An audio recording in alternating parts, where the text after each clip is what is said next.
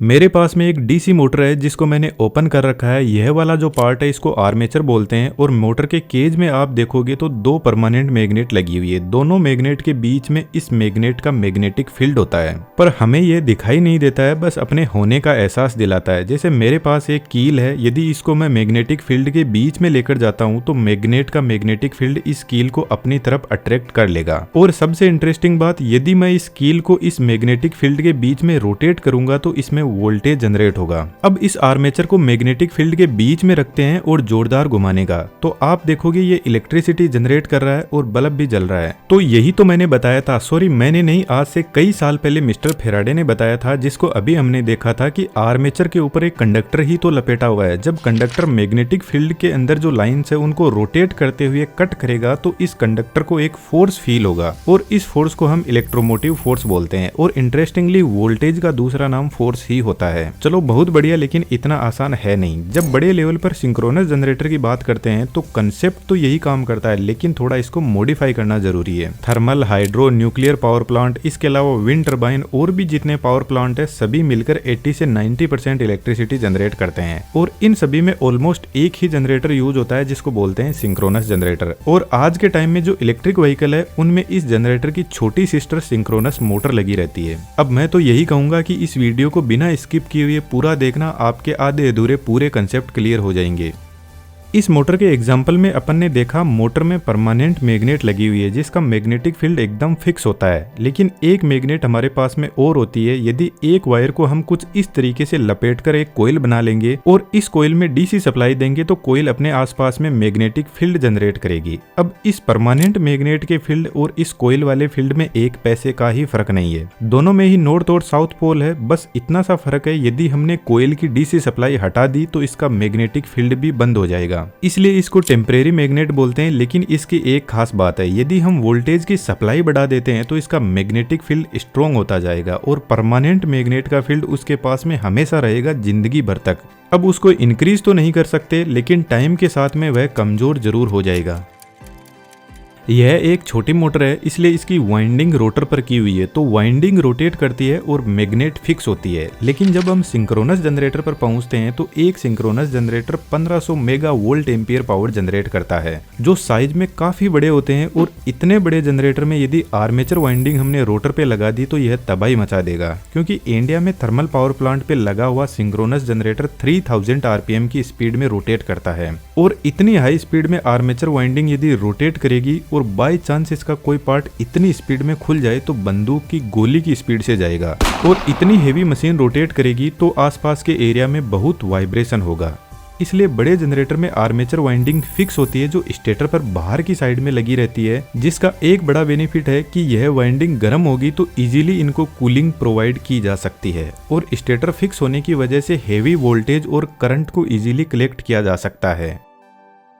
अब हमें voltage generate करने के लिए इसके रोटर पर परमानेंट मैग्नेट को सेट करना होगा, क्योंकि फेराडे ने कहा था वोल्टेज जनरेट करने के लिए मैग्नेटिक फील्ड होना जरूरी है और वह भी रोटेट करना चाहिए। इतना बड़ा जनरेटर है, यदि हमने बड़ी परमानेंट मैग्नेट बना ली और गलती से वह कहीं इधर उधर चिपक गई तो भाई साहब उसको छुड़वाना हमारे तो बस की बात नहीं है। कहने का मतलब उसको एग्जैक्टली रोटर पे सेट करना बहुत कॉम्प्लिकेटेड होगा, लेकिन हमारे पास एडवांस टेक्नोलॉजी है, हम रोटर पर सेट कर देंगे। पर मैंने अभी बताया कि परमानेंट मैग्नेट की लाइफ बढ़ने पर उसकी मैग्नेटिक प्रॉपर्टी रिड्यूस हो जाती है, तो फिर हमें टेम्परेरी मैग्नेट की तरफ जाना पड़ता है जिसकी अनलिमिटेड लाइफ होती है और मैग्नेट का मेंटेनेंस ऑलमोस्ट ना के बराबर होता है। तो यह एक सेलिएंट पोल रोटर है जिसके ऊपर 4 पोल लगे हुए हैं और इन 4 पोल पर हम एक वाइंडिंग सेट करते हैं जो मैग्नेटिक फील्ड जनरेट कर सके, और इस वाइंडिंग को फील्ड वाइंडिंग बोलते हैं। बस इतना ध्यान रखना, यह एक सिंपल सी कोयल थी और जैसे ही हमने इसको रोटर पे लगाया तो इसका नाम बदल के हमने कर दिया फील्ड वाइंडिंग। इस फील्ड वाइंडिंग में जब हम डीसी सप्लाई देंगे तो कांस्टेंट मैग्नेटिक फील्ड जनरेट होगा। अब रोटर में डीसी सप्लाई देने के लिए हम एक्सटर्नल बैटरी को यूज करते हैं। रोटर पे स्लिप रिंग लगी रहती है जिससे फील्ड वाइंडिंग को सप्लाई जाती है। जब फील्ड वाइंडिंग को सप्लाई दी जाएगी तो यहाँ पर मैग्नेट के पोल जनरेट होंगे, नॉर्थ और साउथ पोल। आपके लिए एक छोटा सा क्वेश्चन है, यदि हम इस फील्ड वाइंडिंग में एसी सप्लाई देंगे तो क्या यह मैग्नेटिक फील्ड जनरेट करेगी और उस मैग्नेटिक फील्ड को यूज में लिया जा सकता है या नहीं। एक इम्पोर्टेंट बात, जनरेटर का रोटर थर्मल पावर प्लांट पर टरबाइन रोटेट करवाता है। अदर पावर प्लांट में जो भी एनर्जी का सोर्स है उससे रोटेट करवाया जाता है और हम मान के चलते हैं कि टरबाइन के पास में इनफाइनाइट एनर्जी होती है। तो इजी अंडरस्टैंडिंग के लिए हम स्टेटर पे एक वाइंडिंग रखते हैं जो सिंपल सी एक कोयल है बस, और रोटर को रोटेट करवाते हैं। जब फील्ड लाइन स्टेटर वाइंडिंग को कट करेगी तो स्टेटर वाइंडिंग में इलेक्ट्रोमोटिव फोर्स यानी ईएमएफ जनरेट होगा, यानी वोल्टेज जनरेट होगा।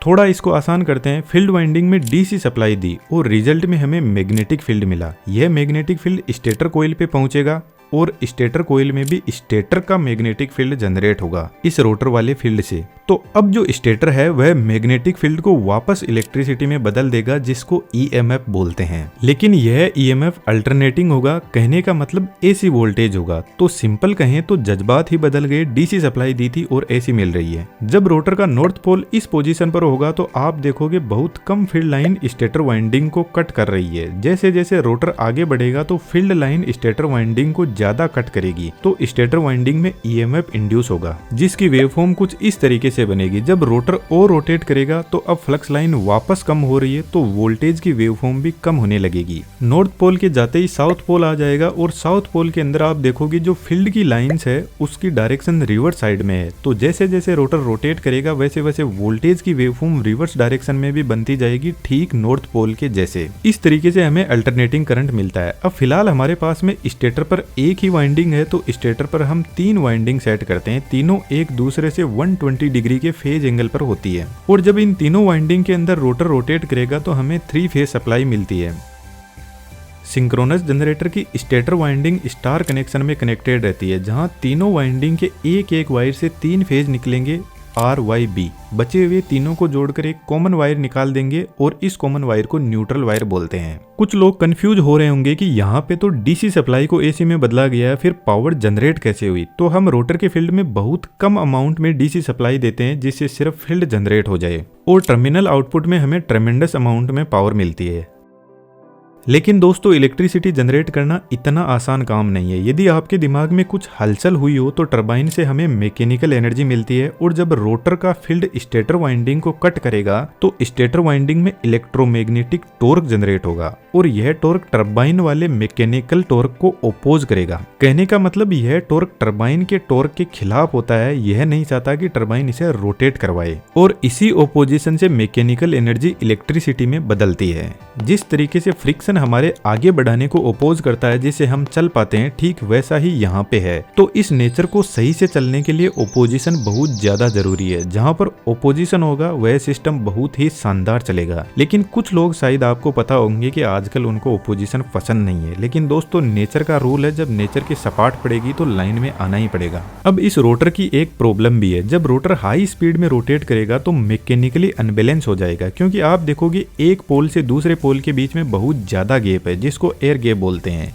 और यदि स्पीड में रोटेट किया तो पूरे जनरेटर के अस्थि पंजर बिखर जाएंगे। तो सेलिएंट पोल रोटर की एक लिमिट होती है, ये स्पीड में रोटेट नहीं कर सकता। तो salient pole synchronous generator hydro power plant या विंड टरबाइन में लगे रहते हैं जहां पर जनरेटर की स्पीड कम होती है। लेकिन थर्मल पावर प्लांट पर टरबाइन जनरेटर को 3000 आरपीएम की स्पीड पर रोटेट करवाता है। तो सिंक्रोनस जनरेटर में एक दूसरा रोटर लगाया जाता है जिसका नाम है सिलेंड्रिकल पोल रोटर। दोनों ही रोटर पर डीसी सप्लाई दी जाती है और सेम ही तरीके से काम करते हैं, बस इनकी एक्सियल लेंथ ज्यादा होती है और यहाँ पर एयर गैप भी नहीं है, जिसकी वजह से यह रोटर हाई स्पीड में रोटेट कर सकता है।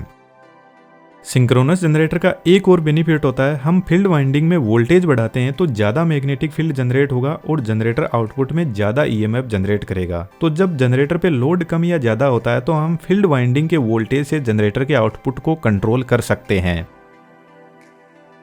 जनरेटर के आउटपुट को इस सब स्टेशन में भेजा जाता है जहां पर बड़ा step up transformer, circuit breaker और बहुत सारी डिवाइसेस लगी रहती है। तो आप इन वीडियोस को भी जरूर से देखना। यह एक इलेक्ट्रिसिटी जनरेशन से लेकर डिस्ट्रीब्यूशन तक कंप्लीट एक सीरीज चल रही है जिसमें हम 1 बाय 1 टॉपिक्स डिस्कस करते जा रहे हैं। आपने नोटिस किया होगा कि मोबाइल के चार्जर पर फ्रीक्वेंसी 50 से 60 हर्ट्ज लिखी रहती है, जिसके पीछे रीजन यही जनरेटर होता है, क्योंकि अमेरिका में 60 हर्ट्ज फ्रीक्वेंसी यूज होती है और इंडिया में 50 हर्ट्ज। तो कंपनी चार्जर को इसी रेंज में बनाती है। अभी मैंने आपको बताया कि टरबाइन जनरेटर को 3000 आरपीएम की स्पीड पर रोटेट करवाता है और सिलेंड्रिकल पोल रोटर पर 2 ही पोल होते हैं। अब स्पीड का एक फॉर्मूला होता है, speed is equal to 120 into frequency upon number of poles. Speed 3000 है, पोल 2 रखने पर फ्रीक्वेंसी 50 हर्ट्ज मिलती है। तो यह हमारे इंडिया का सिस्टम है। अब इसी जनरेटर में यदि फ्रीक्वेंसी 60 हर्ट्ज चाहिए तो जनरेटर की स्पीड 3600 आरपीएम करनी होगी, जिसका मतलब है अमेरिका का जनरेटर इंडिया के जनरेटर से ज्यादा स्पीड में रोटेट करता है।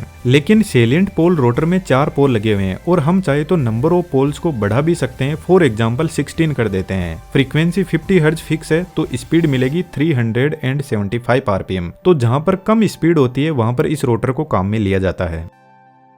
इस जनरेटर में बाहर से भी डीसी सप्लाई दी जा सकती है और रोटर की शाफ्ट पे एक छोटी डीसी मोटर का मैकेनिज्म बनाकर कम्यूटेटर से डीसी सप्लाई को फील्ड में दिया जा सकता है। अब सिंक्रोनस मोटर भी ऐसे ही काम करती है, लेकिन उसमें रोटर के साथ में 3 फेज सप्लाई स्टेटर में भी दी जाती है, इसलिए सिंक्रोनस मोटर को डबली एक्साइटेड मशीन बोला जाता है। स्टेटर पर दी हुई 3 फेज सप्लाई से स्टेटर पर मैग्नेटिक फील्ड लाइन जनरेट होगी, जिनको फ्लक्स लाइन भी बोलते हैं, और रोटर पर भी मैग्नेटिक फील्ड लाइन जनरेट होगी डीसी सप्लाई से। और अब स्टेटर और रोटर की मैग्नेटिक फील्ड लाइन एक दूसरे के साथ में लॉक हो जाएगी और अब रोटर स्टेटर की मैग्नेटिक फील्ड लाइन के साथ साथ में रोटेट करेगा। कहने का मतलब स्टेटर और रोटर की मैग्नेटिक फील्ड लाइन एक दूसरे के साथ में सिंक्रोनाइज हो जाएगी, इसीलिए इस मशीन को सिंक्रोनस मशीन बोला जाता है। तो गाड़ियों में दी गई डीसी सप्लाई से फील्ड को कम ज्यादा करके गाड़ी की पावर को बढ़ा सकते हैं और फ्रीक्वेंसी को कम ज्यादा करके गाड़ी की स्पीड को बढ़ा सकते हैं। और जब हम गाड़ी में ब्रेक लगाते हैं तो इस मोटर को अब की बार टायर से पावर मिलेगी, ठीक टरबाइन की तरह। तो यह जनरेटर का काम करेगी, क्योंकि फील्ड वाइंडिंग के लिए सप्लाई गाड़ी की बैटरी से मिल जाएगी और रोटर को तो गाड़ी के टायर रोटेट करवा ही रहे हैं। तो मेरे ख्याल से आपको बहुत कुछ समझ आया होगा। यदि कोई डाउट है तो कमेंट बॉक्स में जरूर से लिखना, और एनिमेशन ऐसा सीखना चाहते हो तो डिटेल्स डिस्क्रिप्शन में अवेलेबल है, ज्वाइन कर सकते हो। Thank you.